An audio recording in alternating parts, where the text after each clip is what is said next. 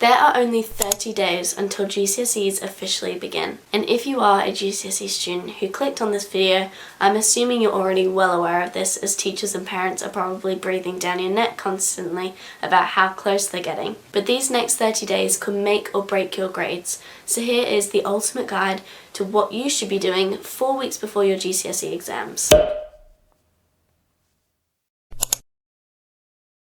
Hi, I'm Ellen. I'm a Year 12 student who got all 8s and 9s apart from one subject in my GCSEs last summer. I post weekly lifestyle and productivity videos, including other GCSE and study videos, and I'm aware you don't have very much time, so I'm going to try and make this video as snappy and to the point as I possibly can. Starting with mindset. At this stage, most of us fall into the trap of wishing we'd done something earlier, whether it's making revision resources or paying attention in class. But the truth is, no matter how hard you try, you physically cannot change how much revision you've done already.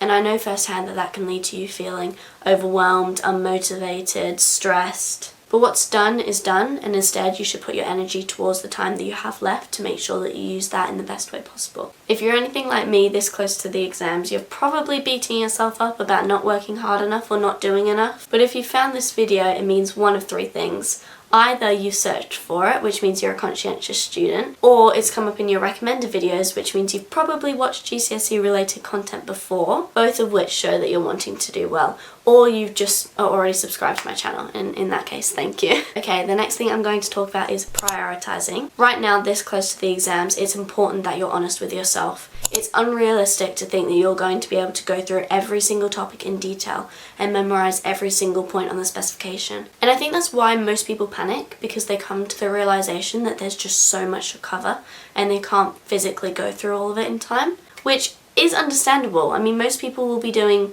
10 subjects. That's a lot of content. So when you don't have time to cover absolutely everything, it's important that you prioritize. I want you to get a piece of paper and write down all of your subjects and then rank them in terms of difficulty. Pretty much what you want to consider is, if I was to say to you right now, you're going to sit the paper tomorrow, which subjects would you be most stressed about and least stressed about? Then within each of the subjects, you want to rank all of the topics according to difficulty, so you can get a rough idea of your confidence level for each. I recommend using a RAG spreadsheet, so red, amber, green, because it allows you to easily track your weakest areas. I made mine on Excel for GCSEs because I wanted a digital version of it, and I found that that worked quite well. And the red topics, i.e. the ones that you're least confident with, are the ones that you should be prioritizing and spending the most time on. I personally think, especially if you haven't done any revision up until this point, that it's much better to get a surface level understanding of everything rather than knowing, say, just 2 topics inside out, because it could be just your luck that those 2 topics that you know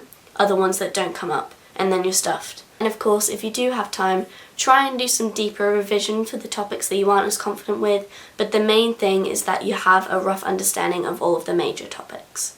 Next, how to revise. I'm not going to spend too long talking about this because I do have an entirely separate video where I talk about revision techniques, but there are quite a few things that I wish I could have told myself at this point. Firstly, do not make revision notes. Making resources now is not only going to take up most of your time, but it's not going to help you nearly as much as active methods. There's a principle that 80% of the results will come from 20% of the actions.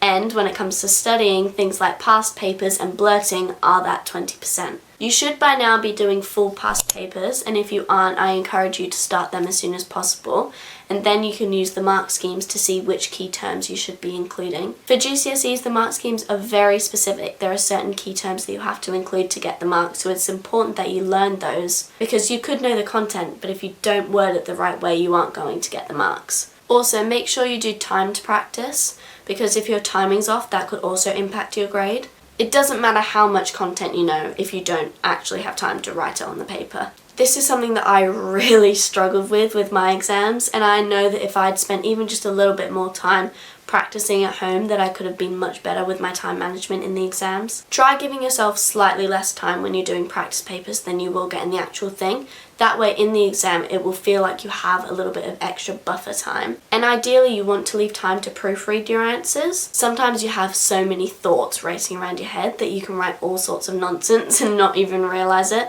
so leaving time to proofread is really important. Another thing I recommend is blurting. If you don't know what blurting is, it's where you write down the topic topic in the middle of the page and then write down absolutely everything you can remember about that topic without using any of your revision resources. You then fill in the gaps that you've missed with a different colour pen. This is an example of an active revision method that allows you to pick out the gaps in your knowledge. It's also a great way for you to test yourself without having to make hundreds of flashcards. Okay, and finally I want to talk about the importance of rest. If I could say one thing to my Year 11 self, it would be this. I know it feels like there's no time for rest, but the most important thing is that you don't neglect yourself. You have to rest, you have to sleep.